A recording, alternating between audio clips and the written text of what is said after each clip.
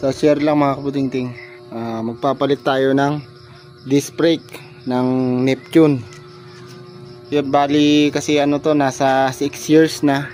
Ngayon lang tayo magpapalit ng disc brake. Binaklas ko na yung tornilyo niya. Buti hindi naman tayo naputulan.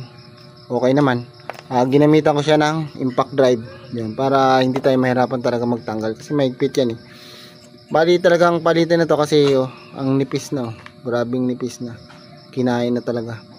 Yun, kaya papalitan na natin. Ang sukat niya, itong nabili natin, kasi kung sa Rusi tayo mismo bibili, nasa 600 yung ano na to. Bali, naghanap ako ng mura. Ito nakuha ko ay Honda Sonic. Sa 200 lang siya. Yun. Bali, sukat talaga sa kanya, sukat. Parehong pareho. Parehong pareho. Okay, sukat na sukat. Sukat na sukat talaga, parehong pareho. Honda Sonic.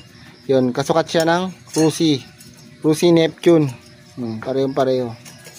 Okay. Ayun, palitan na natin. Tapos magpalit na rin tayo ng brake pad nya. Para maganda na uli yung preno nya. Ang dungis na. Tagal na yan mga kabutingting. Nasa ano na yan. Halos 6 years. Si Neptune. Ayun. Okay.